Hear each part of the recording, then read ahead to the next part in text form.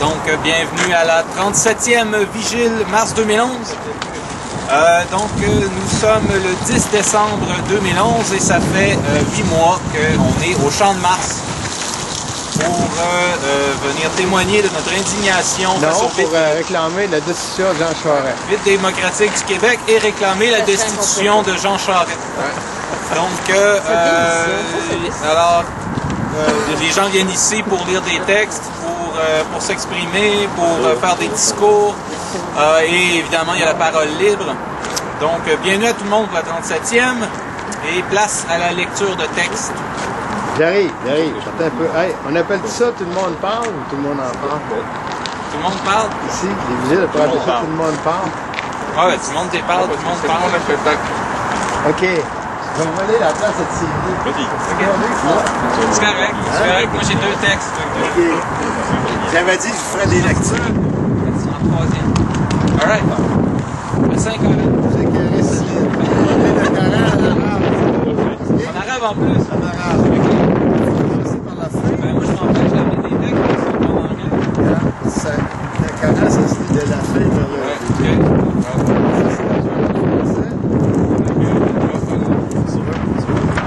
OK. Ah, j'ai oublié mon arabe.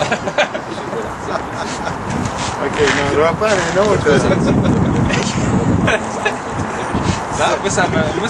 Aujourd'hui, c'est un numéro de stand-up comique. OK. Non, j'ai pris un autre philosophe oriental. OK? Mao Tse-tung. Mao Tse-tung, il s'est inspiré de Sun Tzu. Ah, j'ai pas pris le bon ton, c'est le cap. C'est trop. On l'a laissé voir bon. On va prendre un autre philosophe qui s'est inspiré de Sun Tzu. J.R.M. Sauvé. OK.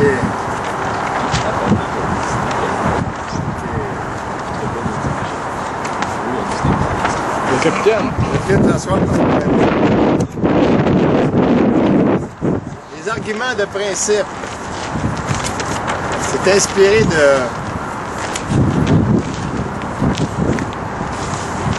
la géopolitique et de l'art de la guerre. Je vais commencer par celui sur le moral. Sur le maintien du moral. Tu connais ça? Oui, c'est Sun Tzu. Ah, ben oui. Le moral est comme un courant électrique qu'on ne voit pas, mais qui passe et agit. Sans courant, la machine électronique la plus perfectionnée du monde ne fonctionne pas. Sans morale, les systèmes économiques et politiques les plus sophistiqués ne fonctionnent pas, fonctionnent de travers. Sans morale, il n'y a pas d'agir au sens humain du terme. Sans morale, c'est la paralysie. On comprendra ici qu'il n'est plus que ça de moralité.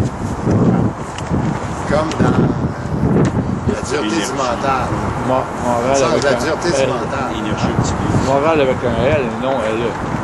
Le moral est relationnel. Il n'est pas rationnel. Il n'est pas rationnel au sens logique du terme. Le moral n'est pas logique, ce qui ne veut pas dire qu'il est illogique. À l'origine du moral, il y a la foi, la confiance et la relation suivie avec ceux et celles avec qui on vit et on fait affaire. À l'origine du moral, il y a la gratuité et le dévouement de tous ceux et toutes celles avec qui on s'implique dans une action de grande envergure et qui exige beaucoup de continuité, en commençant par une famille, puis une entreprise, une institution. Quelles que soient les ignorances, les faiblesses, les échecs, l'entreprise se maintient dans le temps comme dans l'espace et continue de faire des progrès. Et si l'entreprise se maintient envers et contre toutes ces difficultés, c'est parce que le moral se maintient. Pour maintenir la morale, la première règle à suivre consiste à ne jamais commettre la moindre injustice envers personne et ne jamais laisser personne commettre la moindre injustice envers personne d'autre. Ce qui doit être corrigé doit l'être fermement, avec détermination et patience, mais sans animosité. Laisser quelqu'un dans l'ignorance, refuser de lui enseigner ce qu'il lui faut pour se débrouiller et réussir, c'est déjà une injustice. Ce n'est pas soit qu'on s'est instruit, mais pour transmettre gratuitement aux autres qui n'ont pas passé pour les écoles. S'il existe un danger de nous faire exploiter, contre lequel nous devons prendre des précautions, nous n'avons pas, par contre, le droit de garder pour nous-mêmes un renseignement ou un enseignement qu'il nous faut transmettre pour que quelqu'un d'autre puisse faire des progrès. Aussi, savoir quoi dire, quand et comment le dire, afin de ne provoquer aucune commotion chez personne. Il est évident qu'il est plus simple de n'avoir qu'un seul gouvernement d'État que de devoir vivre entre deux niveaux de pouvoir qui compliquent les situations les plus simples. Alors, c'était le principe du maintien du moral. Il y en a 13 principes. Tu as dû les trouver chez Sorti. Tu l'as-tu trouvé? Mais ici, ils sont appliqués à notre situation au Québec. Si je retourne au début, c'est long. Mais on est habitué avec Thierry. Je vais mettre mes vues. Merci.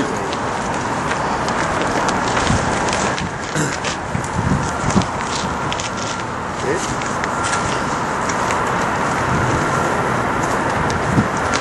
M. Sauvé, c'est un ancien capitaine de l'armée canadienne. C'est-tu lui qui a été lancé il y a 2 jours? Oui.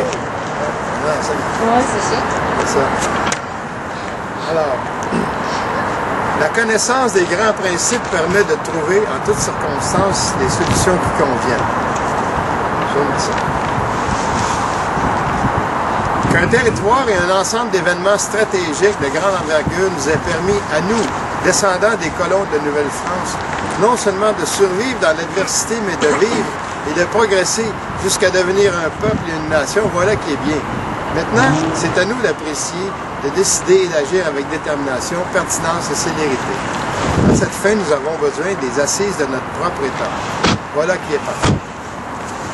Ce que nous devons décider, ce n'est pas de rester ou de sortir du sein du Canada. Expression déplacée et ridicule s'il en est une. Mais de la manière dont nous allons prendre charge de toutes nos affaires, sans inféodation aucune au pouvoir centralisateur, unitaire et arbitraire d'Ottawa. Certes, nous pouvons et nous devons coopérer dans la mesure du nécessaire, mais coopération et inféodation n'ont pas la même nature. C'est en des termes empreints de maturité et de détermination consciente que nous devons apprécier le contexte actuel et les situations qui se présentent. Partant, nous pourrons décider toujours avec pertinence et envergure stratégique ce qui nous convient selon les circonstances et agir sans crainte. On va prendre une pelle. Okay. Il nous a fallu 400 ans partir de zéro et arriver au stade de maturation avancée d'un peuple devenu nation, puisque nous avons les assises de notre propre État. D'autres peuples qui sont arrivés après 1200 ans, 1500 ans et davantage selon les circonstances. En géopolitique, il n'y a que les contextes et les situations. Aucun jugement de valeur n'est permis sur personne. Lui, c'est Mme Marois. De même, envers notre propre histoire, nous n'avons pas le droit d'entretenir le moindre sentiment d'infériorité envers nous-mêmes. Nous sommes ce que nous sommes là où nous sommes, point final. Il ne reste qu'à composer et à s'adapter aux conditions actuelles. Inutile, futile, stérile et dangereux de nous attarder sur les pots cassés. Nous avons de longues racines territoriales qui remontent beaucoup plus loin en arrière que ces 400 dernières années. Nos ancêtres de Normandie ont eu un État souvent jugé comme le meilleur du Moyen Âge. Ce travail a été accompli dans notre langue à nous, communément appelée le normand moyen. Et c'est avec notre langue, le français formel, que cette fois nous fondons l'État du Québec. Dans les conditions actuelles, alors que l'anglais, en tant que langue commerçante et de domination, doit céder peu à peu sa place au mandarin, que l'allemand prend sa place comme langue dominante en Europe, le français devient, par décision de la Chine, la langue de la diplomatie internationale à cause de sa clarté, sa précision, son absence d'ambiguïté. Ça réfère, je m'excuse là, mais ça réfère à une décision récente de la Chine de rédiger ses documents internationaux en français. OK? Intéressant.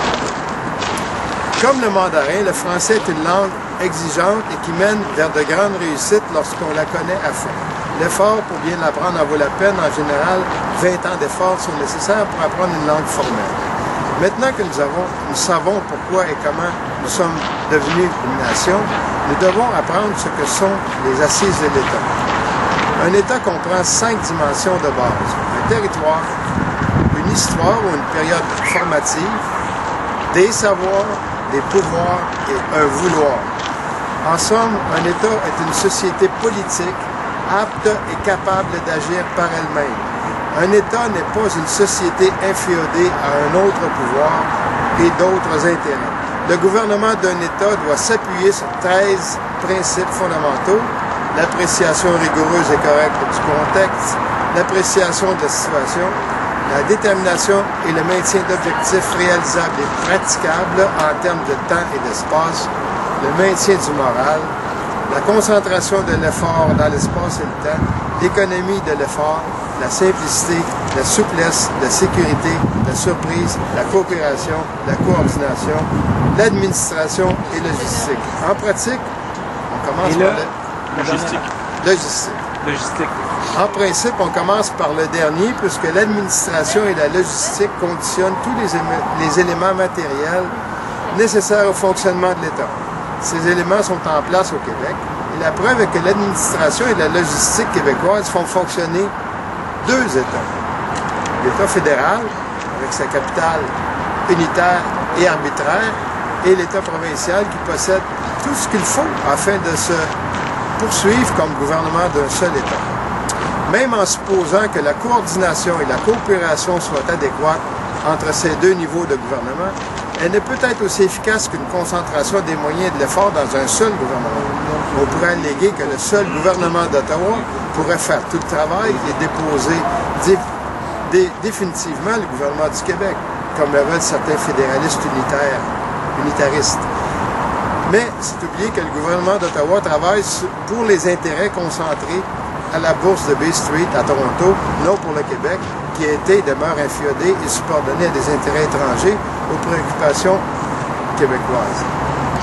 Dans le cas inverse, que le gouvernement d'Ottawa cesse toute activité au Québec et que le gouvernement du Québec devienne le seul gouvernement de tous les Québécois, la coordination, la coopération, la concentration et l'économie de l'effort deviennent plus aisément réalisables.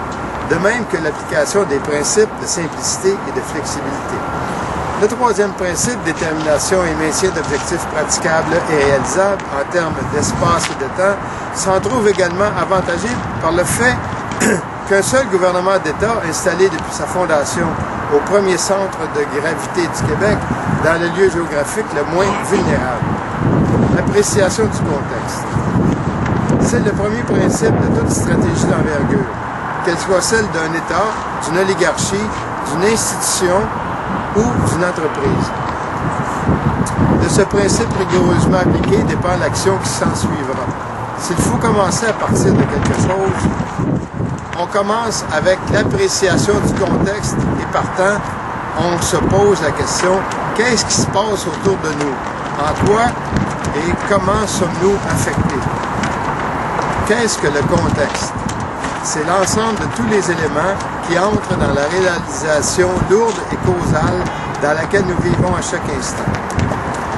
Cette réalité, c'est d'abord le milieu ambiant avec lequel nous devons composer, comprenant la géographie des lieux sur le plan local, puis sur une étendue plus large et finalement en dehors des domaines immédiatement concernés, dans la mesure où le monde extérieur nous intéresse parce que nous en subissons l'influence directe ou indirecte.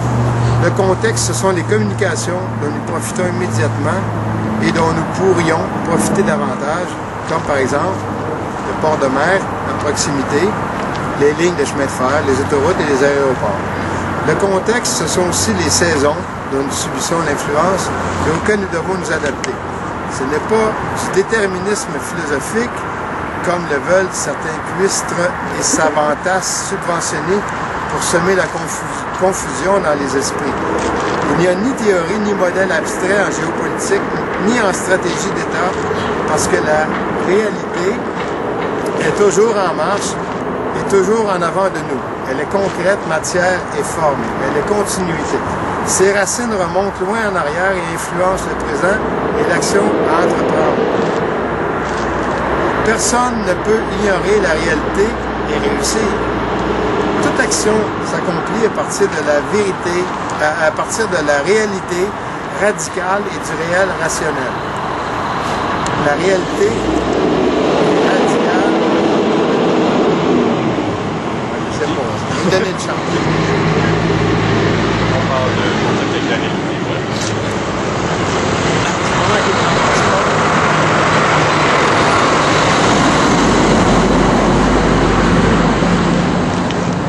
La réalité est radicale, non pas radicaliste au sens philosophique et abstrait. On ne peut l'ignorer sans risquer l'échec. L'action est fondée sur ce qui est fait et accompli, ce qui est déjà là et qui s'offre à notre agir et nous sert de principe et de régulateur. La réalité est semelle factive. C'est un mot assez rare en philosophie. La semelle factivité interdit de dire non, ça ne se peut pas. Alors que ce qui est fait est bel et bien sur place et disponible. Nous ne devons pas regarder en arrière, sauf pour saisir les continuités de l'existence et non pour se construire un univers négatif de reproches qui ne cesse jamais. Le progrès, c'est maintenant et en avant de soi qu'il se trouve. La réalité est continue, la continuité étant un fait de nature. La science a bien trouvé que la nature obéit à la loi du progrès continu depuis le premier instant de l'existence du monde dans lequel nous vivons. Qui aurait débuté par un simple atome d'hydrogène qui contenait la commande pour tout le reste qui s'ensuit? Cette continuité vers le progrès ne s'est jamais démentie. La réalité est royale en ce sens qu'elle nous invite et nous incite à agir et à dépasser ce qui est déjà sur place et peut progresser davantage. Les anciennes royautés proposaient un progrès limité par les aptitudes réduites des familles dites royales. La nouvelle royauté propose à chacun et chacune de devenir roi et reine dans son domaine respectif par sa compétence, sa disponibilité, sa générosité, sa volonté de toujours avancer et progresser, ce que les anciennes royautés ne pouvaient faire. Leurs châteaux et leurs palais ne sont ni économiques ni aussi confortables et agréables que les aménagements actuels. Les moyens de transport actuels dépassent sans mesure les anciens carrosses et navires royaux, tant en confort qu'en qualité et sécurité. Le niveau d'instruction et d'éducation du monde actuel, toujours remis en question, dépasse de beaucoup, et chez une majorité grandissante de gens, les niveaux atteints par les princes, princesses, empereurs et impératrices des temps passés. Le royaume n'est pas... la royauté n'est pas dans les châteaux et les palais, mais dans la réalité vécue chaque jour et qui nous incite à agir et à aller encore plus loin dans tous les domaines d'activité de la vie courante, sans risque de nous épuiser, de nous détruire, mais à la condition de tenir compte de tous les principes qui gouvernent l'action d'envergure. Pour nous, au Québec, la royauté, elle est chez nous, dans le travail et l'accomplissement qui est le nôtre sur notre territoire. De plus, nous avons aidé les institutions et entreprises anglaises, royalistes et orangistes, à aménager les autres territoires qui nous entourent dans l'espace continental canadien. Aux États-Unis, nos institutions religieuses ont construit des centaines d'hôpitaux, de dispensaires, d'écoles et de collèges, et même une université célèbre. Nous l'avons fait parce que le Québec est la tête de pont naturel vers l'intérieur de l'Amérique du Nord d'une part, vers l'Europe et le monde de l'autre. Si nous avons réussi, c'est parce que nous avons su, inconsciemment peut-être, mettre en pratique les principes de stratégie d'État dont nous devons prendre conscience maintenant avant d'aller plus loin. Et passons au deuxième principe, l'appréciation de la situation. Bon, je vais vous lire encore celui-là, parce qu'après ça, on retombe au maintien du moral. Après ça, je prendrai une pause. Si le contexte est la réalité qui impose ses contraintes d'une manière continue, la situation s'impose immédiatement. En cas de nécessité, et la nécessité n'a pas de loi, elle peut exiger une décision rapide, mais en général, elle incite chacun et chacune à agir en toute liberté. La situation c'est le réel relationnel qui dépasse la réalité causale et radicale. La situation, c'est qui est proche de nous, qui on connaît, avec qui on fait affaire, qui est avec qui et qui est contre qui. La situation, c'est savoir à qui on peut se fier, tant pour les petites choses que les grandes choses. La situation, c'est qui on peut croire et qui on ne peut pas croire. La situation, c'est savoir à qui on peut dire « tu » et communiquer en réciprocité agissante et profitable. La situation, c'est qui on a besoin pour atteindre les objectifs principes suivants avec concentration et économie de moyens. Deux autres principes qui occupent une position centrale en géopolitique et stratégie d'État. La situation, c'est aussi l'appréciation de l'adversaire, son identification rigoureuse et sans préjugés, ses possibilités et ses limites. En stratégie, selon le vieux Sun Tzu, il ne faut jamais oublier que l'ami d'aujourd'hui peut devenir un adversaire demain et que l'adversaire d'aujourd'hui peut devenir l'ami et l'allié dont on aura besoin demain. Cette sagesse, comprise par beaucoup d'orientaux, dont les Chinois, n'est pas encore dévolue aux Occidentaux. En somme, il faut prévoir ménager l'ennemi et prendre avec les amis les distances objectives qui s'imposent. La nature humaine est capable de singuliers revirements. La situation, c'est aussi l'état moral de tous les concernés dans un problème d'envergure. Il faut donc définir ce qu'on entend par le moral. Et le moral, je vous ai lu cette partie-là. En deux mots, la géopolitique, c'est avoir deux têtes et pas de cœur. Parce que pour l'avenir d'une nation, il faut faire abstraction totalement de tous nos sentiments. Pas d'émotion, juste la rationalité.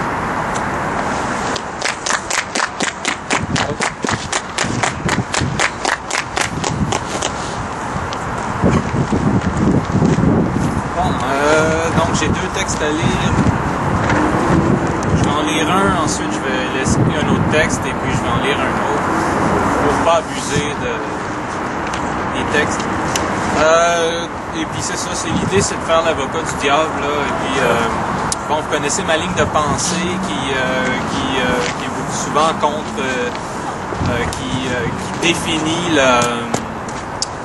la contestation, qui définit les lignes de pensée principales ambiantes là, au Québec. Il y a les universalistes et les mondialistes, et il y a les indépendantistes et les internationalistes, si on veut. Donc c'est deux catégories. Internationalistes, indépendantistes, mondialistes, universalistes. Et puis, bon, il y a peut-être beaucoup de gens qui l'ont lu. C'est un texte qu'il y avait dans Le Voir le 4 décembre, écrit par Jérôme Lucier. Et puis, donc, je vais vous lire son texte. Et puis, par la suite, après les autres lectures de texte, je vais lire une réponse dans les commentaires que j'ai trouvé intéressante. Donc, ça, c'est le texte de Jérôme Lucier. Doléance pour un Québec dépassé. Ce n'est pas de l'idéologie de croire que le bilinguisme constitue un avantage et de vouloir en faire bénéficier ses enfants et ses concitoyens. Ce n'est pas naître pour un petit pain de rêver que sa fille étudie à Stanford, que son fils travaille à Shanghai, que son neveu boxe à Las Vegas ou que sa nièce défile à Milan. Ce n'est pas une perversion de préférer Bon Hiver à Paul Pichet, Adèle à Céline, les Beastie Boys à Loco Locas, mais d'aimer aussi Jean Leloup, Arcade Fire, Malajube et Beau Dommage. Ce n'est pas de la rectitude politique d'affirmer que les questions environnementales, culturelles et économiques de notre époque dépassent le cadre des politiques nationales. Ce n'est pas une religion de constater que Facebook, Twitter et Internet permettent de découvrir et entretenir en temps réel des communautés qui se moquent des frontières. Ce n'est pas cynique de rappeler que l'univers ne commence pas à Hull et qu'il ne se termine pas à Gaspé, et que les lois et les espoirs du Québec n'ont pas de portée extraterritoriale. Ce n'est pas une trahison de concéder que le Québec ne représente que 0,1% de l'humanité et que son statut constitutionnel n'y est pour rien. Ce n'est pas naïf de dire que le Québec a autant, sinon plus besoin du reste du monde que le reste du monde a besoin du Québec. Ce n'est pas de la haine de soi de contempler sans complaisance ce qui pourrait rendre notre langue et notre culture sans attrait pour des immigrants ou des visiteurs. Ce n'est pas déplacé de suggérer que le copinage, la corruption, les mauvaises écoles et les hôpitaux dysfonctionnels nuisent davantage au Québec que l'université McGill. Ce n'est pas fédéraliste d'être exaspéré par ceux qui parlent davantage de la nuit des longs couteaux que du décrochage, du soin des personnes âgées et du suicide au Québec. Ce n'est pas de l'atlaventrisme de refuser d'imposer sa langue à quelqu'un qui la rejette comme on refuserait de forcer une femme à nous aimer si on échoue à la séduire. Ce n'est pas être à genoux de respecter la liberté des autres comme on souhaiterait qu'ils respectent la nôtre. Ce n'est pas du nombrilisme de considérer qu'il y a en matière culturelle une sphère intime qui échappe autant à la supervision de l'État que la chambre à coucher.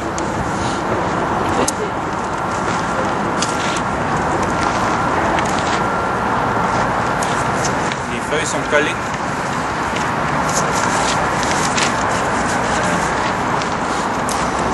Ce n'est pas être défaitiste de plaider que même dans la défense d'une langue et d'une culture, la fin ne justifie pas toujours les moyens.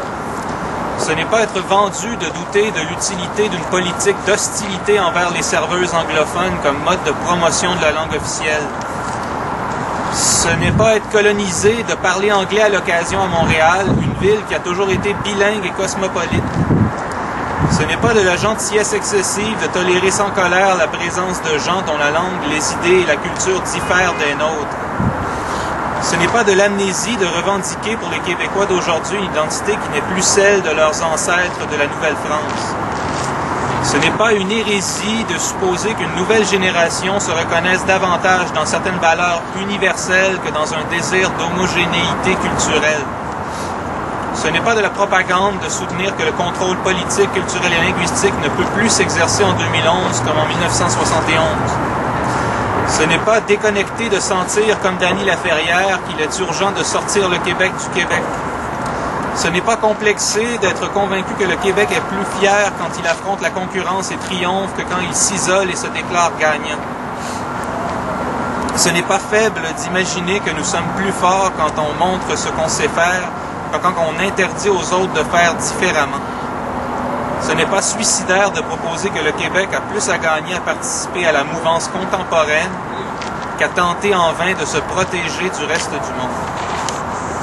Donc, on reconnaît Sarkozy dans ce texte. Et donc ça, c'est la réponse. Ben, tant qu'à y être, je vais lire la réponse tout de suite. Là, Donc ça, c'était, comme vous avez pu le constater, l'universaliste, le mondialiste, le branché moderne qu'il y a un peu partout au Québec. Surtout quand on parle des nouvelles générations là, qui ne veulent plus rien savoir du passé, etc. etc. Fait que ça, c'est une réponse de Mathieu Vaillancourt. Bon, il avait fait un commentaire dans l'article du Voir, et puis lui, un blog. Fait que j'ai été chercher sa réponse dans son blog. J'ai pas été chercher la réponse de Jean-François Lisée, parce que lui aussi a fait une réponse où il répondait thème par thème, ces choses. Mais moi, j'aimais mieux celle de M. Vaillancourt. Jérôme Lucier, chroniqueur à l'Hebdo, Voir, a publié quelque chose que je n'aime pas. Des doléances pour un Québec dépassé. Selon ses propres mots, je n'aime pas le ton, je n'aime pas l'idée, tout est trop usé et prémâché. J'ai répondu, voici. Monsieur Lucier, je ne vous en veux pas pour ce que vous avez écrit. Vous avez le droit d'écrire même si c'est n'importe quoi. Vous avez le droit de parler même si vous faussez en placotant. J'aimerais savoir à qui s'adresse cette logorée de poncifs accusateurs. À quel visage désirez-vous cracher votre salive sucrée? Je vois. Vous êtes un de ceux qui aiment se raconter des histoires dont ils sont les propres héros. Vous êtes un Don Quichotte en guerre contre ces vilains moulins. Votre petite histoire pleine d'ennemis imaginaires est affichée d'un faux héros larmoyant avec émotion la vertu d'un combat ridicule qu'il s'invente pour se sentir grand et fort. Est triste à en pleurer. Oui, Monsieur Lucier, j'ai failli pleurer à la lecture de votre texte, et ce n'est pas de fierté, de bonheur ou de courage. J'ai failli pleurer devant l'infinitude de vos prétentions creuses et autocomplaisantes. J'ai failli pleurer de rage devant le mépris adolescent révolté que vous affichez pour la mémoire de nos ancêtres dont vous taxez les aspirations intimes sans jamais oser le dire, d'obscurantisme et de xénophobisme. J'ai grincé de colère devant votre mépris facile pour eux qui n'avaient peut-être pas votre instruction globalisée, votre conscience mondiale macédoine baignant dans le jus inodore et incolore, mais ô combien indigeste de vos valeurs universelles, mais qui possédaient un amour vrai et vivant de leur terre, d'une terre tellement concrète, solide, chaude ou froide, qu'ils pouvaient en sentir l'odeur et mesurer la consistance et toute sa richesse, quand il mettait soir et sang à la retourner pour bâtir ce pays dont votre fine vanité de citoyen du monde vous fait aujourd'hui détourner les yeux, l'esprit, la langue et le cœur au profit de la suprême idéologie d'une uniformisation de partout et tout le temps. Votre analyse? Voici bien là un ramassis d'un grand n'importe quoi aux valeurs prétendument supérieures et qui vous font donc vous sentir pour être leur prophète comme quelque chose de plus grand, de plus universel, qui ne saurait être contenu dans le petit Québec. Votre texte, un miroir autocomplaisant des idées universalisantes, dans lequel vous vous mirez vaniteusement en fredonnant « Dis-moi qui est le plus beau ». Mais je ne vous en veux pas. Ce n'est pas vraiment votre faute, c'est la faute à notre temps et à sa prétention vicieuse de vouloir nous forcer à se croire plus intelligents, plus grands et plus ouverts pour être partout ailleurs, baragouinant n'importe quelle langue et avec n'importe qui, bien assis sur son derrière dans un chez-soi dont on a oublié le nom pour avoir en main un ordinateur branché sur toute la planète. Vous vous êtes fait avoir, vous le savez, vous le daignez, vous vous vengez sur ceux qui restent, vous vous sentez soulagé, vous êtes bien branché. Félicitations! Don Quichotte a une page sur Facebook et tweet maintenant ses lubies accusatrices. Monsieur Huissier, je vais vous dire une chose que votre sens de l'histoire, de la patrie et de la grandeur, malade d'anémie pour ne se nourrir que de cochonneries universelles sans vitamines identitaires, ne comprendra certainement pas, mais peu importe. Monsieur Huissier, vous ne serez jamais plus grand que le Québec.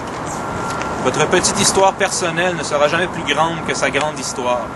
Votre petit placotage stérile ne sera jamais plus grand que la richesse et la couleur de son français pluriséculaire.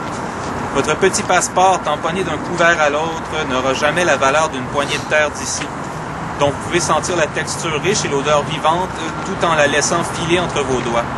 Tous vos diplômes prestigieux émis de temple du savoir parmi les plus grands du monde ne vaudront jamais une seule minute de la mémoire vivante de nos ancêtres dont le travail acharné est encore sous nos pieds et son fruit dans nos bouches. Monsieur Lucier, vous ne serez jamais rien de mieux qu'un Québécois, un homme d'ici.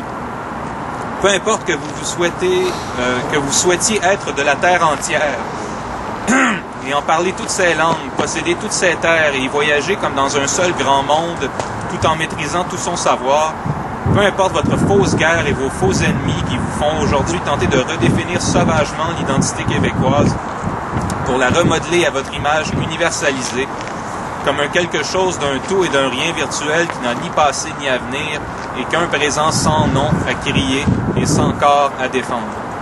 Votre adolescence de citoyen du monde, aveuglément révolté contre toute autre histoire que la sienne et contre tous ceux qui passèrent avant lui, même s'ils lui procurèrent un nom, une langue, une terre et une histoire à raconter, ne saura durer éternellement. Un jour, peut-être après quelques douleurs qui vous désillusionneront, vous vous souviendrez. Vous vous souviendrez d'ici. Vous vous souviendrez de vos mots, vous vous souviendrez de votre nom, vous vous souviendrez du combat de vos ancêtres et vous vous souviendrez de toute votre histoire, les deux pieds sur votre terre. Vous aurez vaincu la peur d'être ce que vous êtes et d'être pointé du doigt pour l'être. Vous ne vous maquillerez plus pour cacher votre visage, vous ne baragouinerez plus coupablement quelques autres langues pour étouffer vos propres mots, vous aurez brisé votre petit miroir rassurant, vous aurez cessé de fredonner un air qui raconte vos louanges chimériques. Vous vous serez mis au travail, comme le faisant vos ancêtres de Nouvelle-France. Vous essayerez de faire aussi bien qu'eux. Vous aurez compris que ce sera dur, très dur, et vous les invoquerez à genoux dans vos prières aux moments les plus difficiles, quand quelques citoyens du monde viendront cracher sur votre tête du haut de leurs prétentions universalisantes. Vous vous souviendrez que vous étiez jadis l'un d'eux. Ce jour-là, vous aurez cessé d'être un citoyen de votre monde faux pour un devenir un homme vrai du monde vrai, dans votre vrai pays.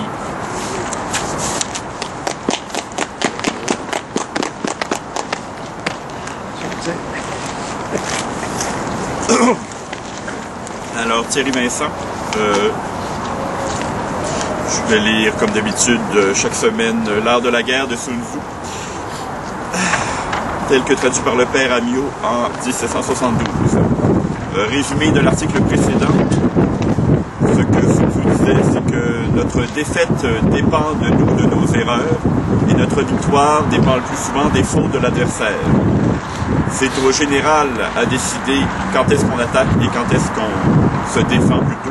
Se défendre, en quelques mots, c'est se fondre dans le sol, c'est devenir invisible. Attaquer, c'est être le plus retentissant possible, le plus visible possible et être présent partout. Le général habile a tant calculé et a tant préparé ses affaires qu'il sait qu'il va gagner avant même de lancer l'attaque. Le général ne promet jamais la victoire à ses troupes, il promet le combat. C'est comme ça qu'il est victorieux.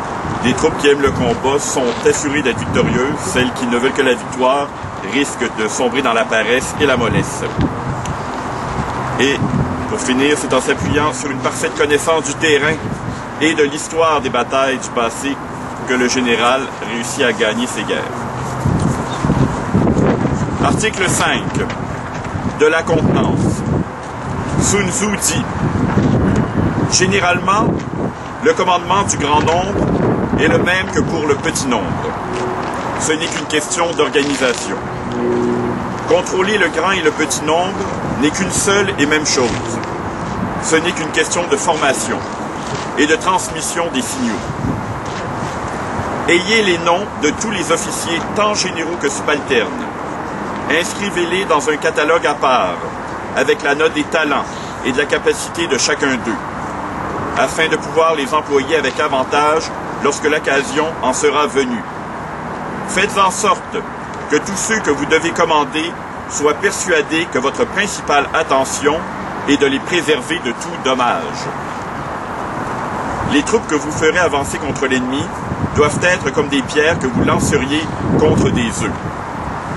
De vous à l'ennemi, il ne doit y avoir d'autre différence que celle du fort au faible. Il ne doit y avoir d'autre différence que celle du vide au plein. La certitude de soutenir l'attaque de l'ennemi sans subir une défaite est fonction de la combinaison entre l'utilisation directe et indirecte des forces.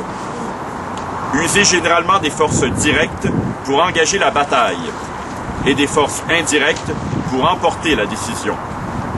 Les ressources de ceux qui sont habiles dans l'utilisation des forces indirectes sont aussi infinies que celles des cieux et de la terre, et aussi inépuisables que le cours des grandes rivières. Attaquez à découvert, mais soyez vainqueurs en secret. Voilà en peu de mots en quoi consiste l'habileté et toute la perfection même du gouvernement des troupes. Le grand jour et les ténèbres, l'apparent et le secret. Voilà tout l'art. Ceux qui le possèdent sont comparables au ciel et à la terre, dont les mouvements ne sont jamais sans effet. Ils ressemblent aux fleuves et aux mers, dont les eaux ne sauraient tarir. Fussent-ils plongés dans les ténèbres de la mort, ils peuvent revenir à la vie. Comme le soleil et la lune, ils ont le temps où il faut se montrer et celui où il faut disparaître. Comme les 4 saisons, ils ont les variétés qui leur conviennent. Comme les 5 tons de la musique, comme les 5 couleurs, comme les 5 goûts, ils peuvent aller à l'infini. Car qui a jamais entendu tous les airs qui peuvent résulter de la différente combinaison des tons? Qui a jamais vu tout ce que peuvent présenter les couleurs différemment nuancées? Qui a jamais savouré tout ce que les goûts différemment tempérés peuvent offrir d'agréable ou de piquant? On n'assigne cependant que 5 couleurs et 5 sortes de goûts. Dans l'art militaire et dans le bon gouvernement des troupes, il n'y a certes que 2 sortes de forces. Leur combinaison étant sans limite, personne ne peut toutes les comprendre. Ces forces sont mutuellement productives et agissent entre elles. Ce serait dans la pratique une chaîne d'opérations dont on ne saurait voir le bout, tels ces anneaux multiples et entremêlés qu'il faut assembler pour former un annulaire. C'est comme une roue en mouvement qui n'a ni commencement ni fin. Dans l'art militaire, chaque opération particulière a des parties qui demandent le grand jour et des parties qui veulent les ténèbres du secret. Vouloir les assigner, cela ne se peut. Les circonstances peuvent seules les faire connaître et les déterminer. On oppose les plus grands quartiers de rochers à des eaux rapides dont on veut resserrer le lit. On n'emploie que des filets faibles et déliés pour prendre les petits oiseaux. Cependant, le fleuve rompt quelquefois ses digues après les avoir minées peu à peu, et les oiseaux viennent à bout de briser les chaînes qui les retiennent, à force de se débattre.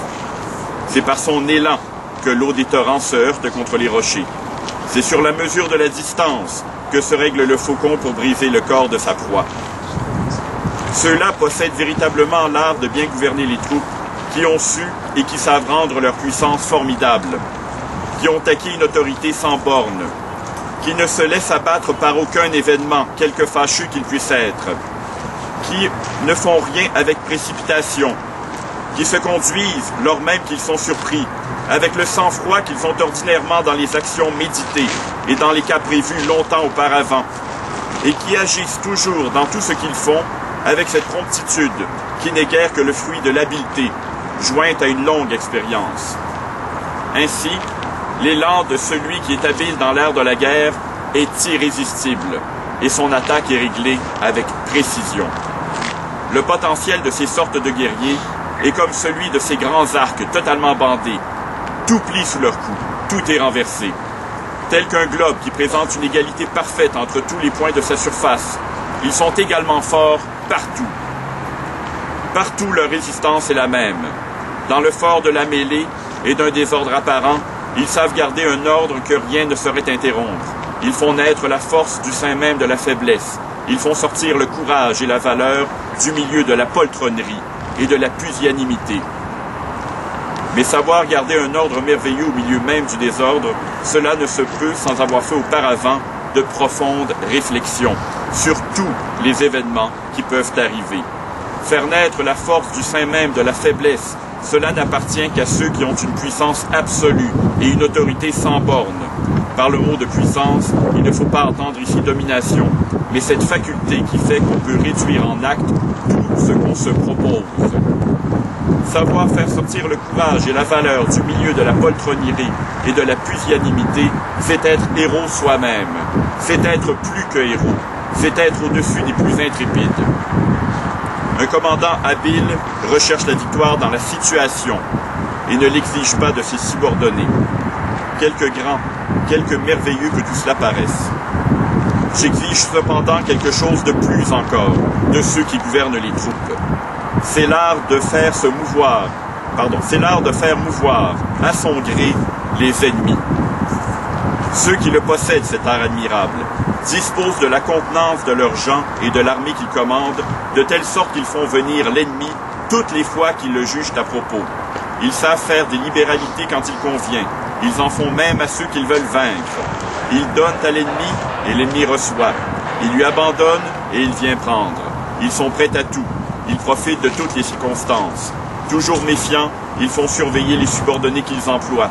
Et se méfiant d'eux-mêmes, ils ne négligeront aucun moyen qui puisse leur être utile. Ils regardent les hommes contre lesquels ils doivent combattre comme des pierres ou des pièces de bois qu'ils seraient chargés de faire rouler de haut en bas. La pierre et le bois n'ont aucun mouvement de leur nature. S'ils sont une fois en repos, ils n'en sortent pas d'eux-mêmes, mais ils suivent le mouvement qu'on leur imprime. S'ils sont carrés, ils s'arrêtent d'abord. S'ils sont ronds, ils roulent jusqu'à ce qu'ils trouvent une résistance plus forte que la force qui leur était imprimée. Faites en sorte que l'ennemi soit entre vos mains, comme une pierre de figure ronde, que vous auriez à faire rouler d'une montagne qui aurait 1000 toises de haut. La force qui lui est imprimée est minime. Les résultats sont énormes. C'est en cela qu'on reconnaîtra que vous avez de la puissance et de l'autorité. Merci.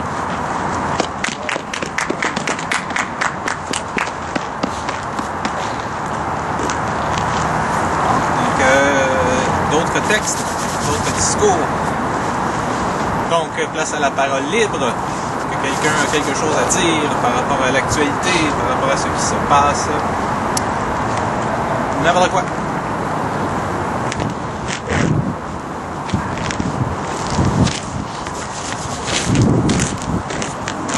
Bonjour, André Lepage de Saint-Hubert. J'aimerais parler d'actualité. Nous sommes dans la période des fêtes, une période de Noël que certains n'aiment pas dire, mais moi, je tenais à le dire. Hier, je suis allé aux promenades Saint-Bruno. Et comme vous savez, dernièrement, il y a eu une manifestation pour l'affichage de la loi 101, l'esprit de la loi 101. Et j'ai regardé les enseignes des commerces. Et je me suis arrêté à une MEX, M-E-X-X, je m'en fous, là. Puis il n'y a rien d'autre. Est-ce que c'est français, est-ce que c'est anglais? Bon, disons que c'est boutonneuse. Mais l'autre porte, c'est marqué aussi Retz. En dessous, c'est marqué Men. Puis il y avait une autre porte aussi avec une autre enseigne, c'était marqué Retz. En dessous, c'était Children, je pense. C'est ça, ça n'a pas l'air trop dans l'esprit de la loi 100. C'est ça que je voulais ajouter. Et aussi, je faisais pas les cadeaux. J'ai arrêté chez Canadian Tower mercredi soir, de 5h à 6h. Non, une demi-heure. J'ai écouté la musique d'ambiance. Moi, je me souviens, là, tout le mois de décembre, on entendait de la musique. Elle était presque exclusivement en français. Mais hier, chez Canadian Tower, je sais pas, là, ils ont mis un CD là, qui durait pas une demi-heure, un CD, probablement. Là, le CD, ils ont joué 2 fois les mêmes chansons. Je me suis dit, non. Ça, c'est Canadian Tower, c'est pas dans l'ouest de la ville, là, on va dire.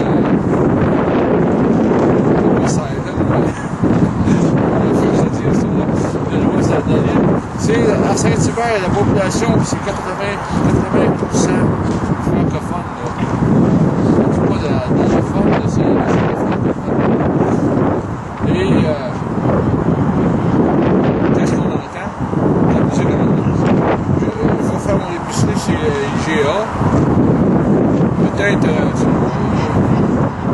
80% anglophone, puis bon 5-10% en français. Et je me promets d'écrire une lettre à IGA. Et qu'est-ce qui me motive surtout à le faire, c'est le mouvement qui se fait présentement sur l'Internet. Et sur Internet, excusez, dans les journaux. Les gens maintenant dénoncent leur employeur, ils sont supposés d'être travailler en français, mais ils ne savaient pas que c'était pas une obligation, mais c'était selon la loi 101. C'est une obligation de l'employeur de faire travailler leurs employés en français. Mais par contre, ils ont des, pour Bombardier en particulier, ils ont, je me souviens pas du mot, là, des exceptions. Paraît-il, Bombardier, pauvre compagnie, ils achètent des produits d'ailleurs dans le monde. De Chine, je sais pas, c'est en anglais en Chine, des Indes, aux États-Unis, puis eux, ils disent à leurs employés francophones, vous devez parler anglais. Mais lorsqu'ils offrent un poste Bombardier et autres compagnies, à un anglophone, ils ne leur demandent pas parlez-vous français. Parler l'anglais, c'est bien. Mais aux francophones de service du Québec, ils leur disent non, parles-tu anglais? Si tu ne parles pas anglais, on n'a même pas une job de veilleur pour toi. En tout cas, s'il arrive quelqu'un qui ne sait pas parler l'anglais, qu'est-ce que tu vas faire? T'es mal pris, hein? Tout une job ailleurs. On avait d'autres choses à dire, et des notes ici, puis on laisse à d'autres le soin d'en parler. Merci. Et joyeux Noël.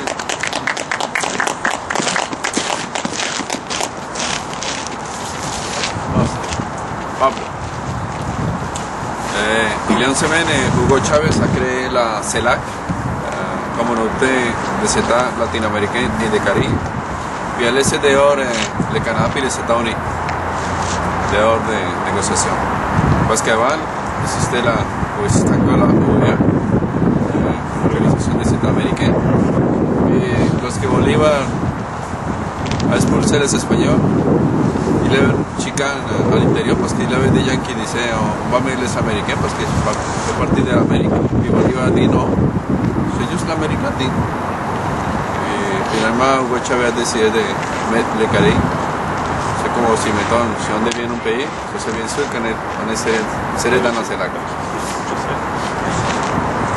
Puis voilà, c'était un éxito. Le seul président qui a qui a manqué à ce rendez-vous, c'était le président Santos de la Colombie. C'est normal, c'est le pion des Américains. C'est le seul pays de droite de l'Amérique du Sud qui existe encore, mais il y a de bonnes nouvelles. On vient d'élire le maire de la ville, Bogotá, ex-guerrillero, et c'est une bonne nouvelle parce que la gauche commence à prendre le pouvoir. La semaine passée aussi, moi je crois pas ce qu'on appelle ça aux coïncidences, mais coïncidence. Mais vous savez que les camps conservateurs ont devenu majoritaires et c'est ça, Harper fait tout ça dans le possible pour anéantir de plus en plus le Québec. Il y a un rendez-vous avec Obama pour un nom de la sécurité. Ça veut dire, si vous voulez faire des affaires avec nous, c'est la sécurité d'abord, puis voilà. Stéphane Harper est allé avec le genou, agenouillé devant l'Empire, puis accepté ça. Ça veut dire que dans peu de temps, on va avoir des douaniers américains, mais l'aîné dans notre port de Montréal. Et les gens pensent que c'est une blague, non, c'est pas une blague, c'est comme ça. Sauf que les médias parlent pas de ça, mais on vient encore de perdre notre souveraineté. Alors, pour moi, c'est une bonne nouvelle parce que c'est comme le drapeau canadien, c'est une bonne nouvelle parce qu'une fois qu'on va avoir des drapeaux canadiens, les gens vont se savoir qu'il faut sortir notre drapeau. C'est une bonne nouvelle et c'est comme moins raisonnable. Pourquoi? Parce que les gens vont dire, ah oui, c'est vrai que notre tradition, c'est l'église catholique. Ok, on va reprendre ça. C'est ça, moi je trouve ça une bonne nouvelle Kyoto. Parce que les gens vont dire, oh, ils vont l'envoyer la semaine prochaine. Cette semaine, Harper m'a envoyé des lobbyistes pétroliers. Parce que l'Union européenne a décidé de classifier tout le pétrole, le plus propre possible. Et l'Alberta se trouve derrière. Mais Stéphane Harper va envoyer des gens pour dire non, c'est pas vrai. En plus, payer pour notre argent, ok? Pour dire ça, qu'on pense le contraire, parce que c'est pas.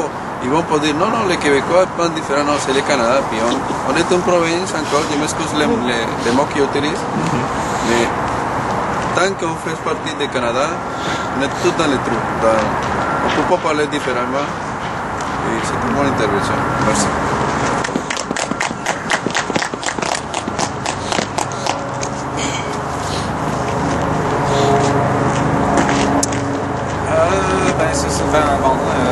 Je vais juste parler de l'accord de libre-échange Canada-Europe. Il y avait une conférence de presse que je vous invite à consulter avec les députés indépendants et Amir Kadir. C'était Mme Baudouin et Gauzy et Lizette Lapointe et Amir Kadir qui exprimait que en commission, il allait savoir un peu plus là, ce qui se passait avec les négociations d'accord du libre-échange Canada-Europe.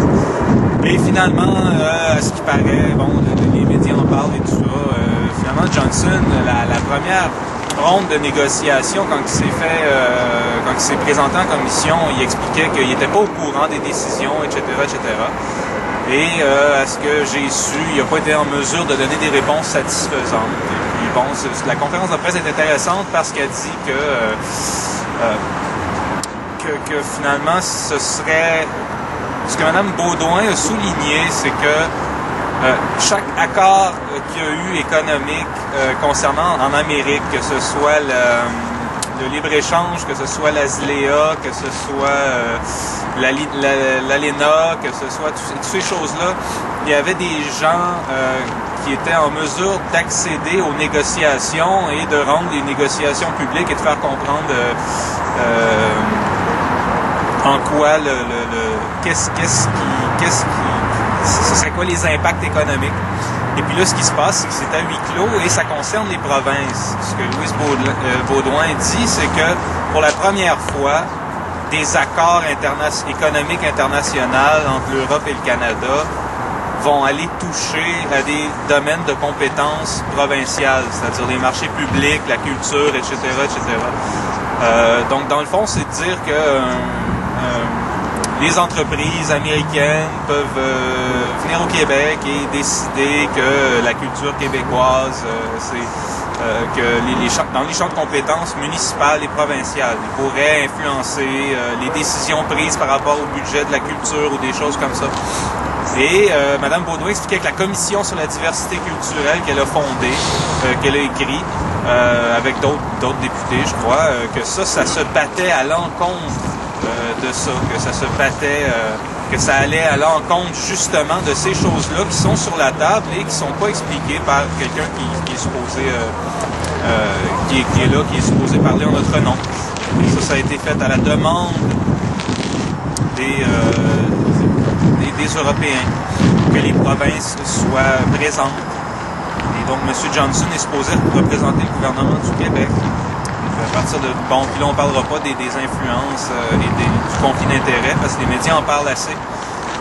Mais c'est juste l'idée, dans le fond, ce qui est à comprendre, c'est que, contrairement à d'habitude, il y a un grand vide démocratique parce qu'il n'y a personne qui est là pour nous expliquer concrètement quels vont être les impacts de ces négociations-là. Et puis là, ils sont rendus en 9e ou 10e ronde de négociations, c'est-à-dire qu'ils ont jasé de tout ce qu'il y avait à jaser, et puis là, ils sont en train de décider ce qui va se passer. Et puis,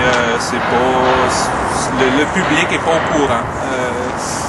On peut parler de Marjorie, puis on peut parler de l'intimidation, puis on peut parler de Facebook, puis on peut parler des petits meurtres un peu partout, et puis... Mais on ne parlera pas qu'au mois de janvier, au mois de février, ou je sais pas quand, on va se réveiller un matin et puis on sera plus dans le Québec. Ça, on en parle très rarement. Moi, j'en reviens pas quand il y a des conférences de presse avec ces ministres, ces députés élus-là. Et puis tu regardes les deux bulletins de nouvelles, que ce soit Radio-Canada ou LCN ou TVA, mais on coupe la conférence de presse pour donner des commentaires. Donc, on n'écoute plus ce que les gens sont en train de répondre aux questions de presse. Enfin, et je trouve que c'est quelque chose qui est très important et que les gens ne parlent pas beaucoup. On parle de la langue, on parle de Bonaventure, on parle des libéraux, on parle de... Ben oui, c'est tout rattaché, tu sais, ça a tout un lien. Mais... je trouve que ça, c'est la chose la plus importante et qui n'est pas assez discutée au Québec, dans les médias traditionnels et même entre nous, même au niveau de l'indignation. Je veux dire, tous les petits mouvements contestataires, les manifestations, tout ça, je veux dire, il n'y a pas grand-chose qui est fait en fonction de ça ou qui se bat contre cette idée-là que c'est normal qu'on ne soit pas au courant.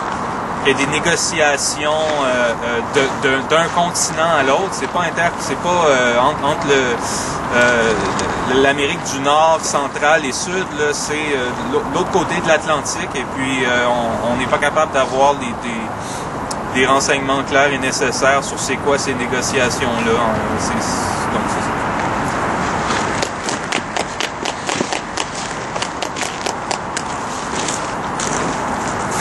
Bonjour, encore moi, André Lepage. Hier, je reçois par courriel d'un ex-journaliste qui envoie beaucoup d'informations et qui prend pas dans nos médias nationaux. Vous savez qu'il parle de rien très sérieux. Mais sur Internet, un site en particulier qui appelle L'Éveil 2011.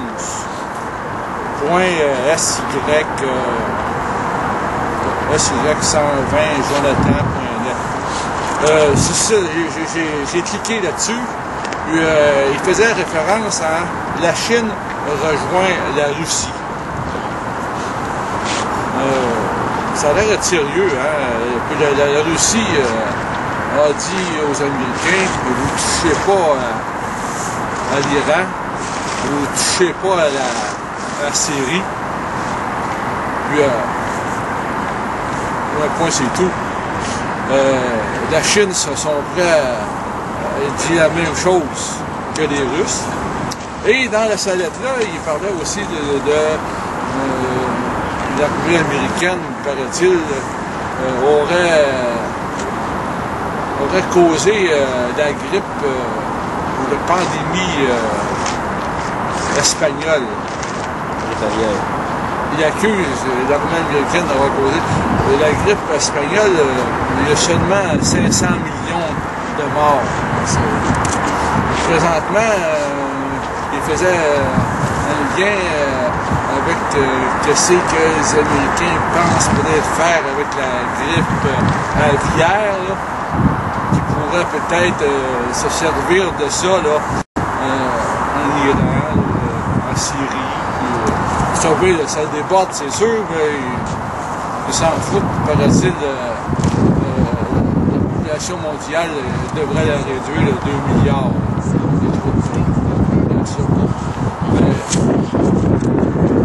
À qui devons-nous de mettre notre confiance aux Russes, aux Chinois, aux Américains?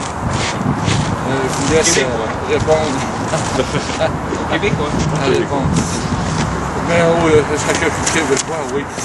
Il y a aussi, il y a Jefferson, un président américain, il y a 200 ans, aurait dit aux Américains, au peuple américain, ne laissez pas les banques contrôler votre monnaie. Là, vous savez que ce qui se passe présentement, c'est les banques qui contrôlent la monnaie. Puis, on est endetté tout par-dessus la tête. Les Américains ont une dette assez énorme, là. Je pense qu'ils ne peuvent même pas payer leurs intérêts présentement. Qu'est-ce qu'ils vont faire avec ça? Jefferson disait, disait qu'il va venir un temps que les Américains n'auront même plus leur maison pour s'abriter. Qu'est-ce qu'on a vu il y a 2 ans là, avec la bulle immobilière? Il y a des milliers, pour ne pas dire un mauvais exemple, pour dire 1 million d'Américains qui ont perdu leur maison. C'est de quoi, là? Perdre la maison, pourquoi? Parce que ils ne peuvent pas rembourser le capital. C'est correct, mais c'est les intérêts. Les intérêts, où ça va ces intérêts-là? Là? Ça va dans la poche des banques, à qui ça appartient à des riches. Puis, une question, là, qu'est-ce qui est plus important encore? C'est l'argent, d'où elle vient. Elle vient de nulle part. L'argent créé, vous allez à la banque, vous demandez à la banque, je veux m'acheter une maison, ils disent, oh, vous travaillez, combien votre maison, ils font des petites enquêtes, ils font un chèque de 200 000 $, vous prenez le chèque, vous le donnez au constructeur, le notaire, il fait la job, le notaire, lui, il met ça à la banque, 200 000 $. Ils ont créé 200 000 $. Là, le mois qui suit, là, on rembourse, mettons, 1000 $ de capital et plus les intérêts. Ça, c'est de l'argent qu'il vient de faire. Il vient de faire, mettons, 100 $ d'intérêt dans le mois, et ainsi de suite. Là. Ça prend 30 ans à rembourser. Ça veut dire qu'on a emprunté 200 000 $, on rembourse 400 000 $, puis le jeu est fait. Et les banques encore font de l'argent. Merci.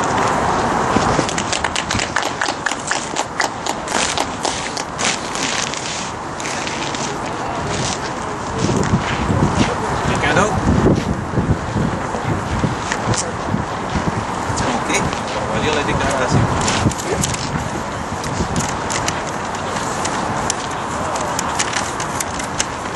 Alors, nous sommes arrivés à ce qui commence. Lorsqu'un gouvernement élu par le peuple cesse d'agir dans l'intérêt de celui-ci, ignore délibérément et obstinément les réclamations légitimes de celui-ci, croyant gagner à l'usure par le mensonge et l'abus de son autorité, ce qu'il ne peut obtenir par la transparence et l'honnêteté la plus élémentaire, les citoyens et citoyennes de ce peuple ont le devoir et la responsabilité de le destituer.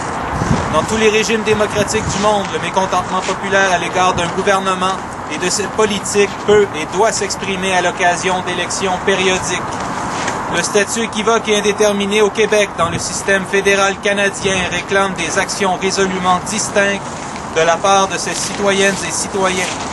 C'est à défaut d'appartenir concrètement, légalement, constitutionnellement au Canada que le Québec peut et doit, en des temps de crise majeure comme ceux que nous traversons, exercer une autorité inédite et sans précédent. En décidant d'agir, de révoquer ceux qui nous gouvernent, malgré toutes les réserves que commande une démocratie que nous estimons et respectons plus que tout, le Québec fonde par le fait même son indivisible appartenance, une et inaliénable, laquelle s'inscrit dans les limites historiquement et politiquement reconnues de son territoire. Nous sommes arrivés à ce qui commence.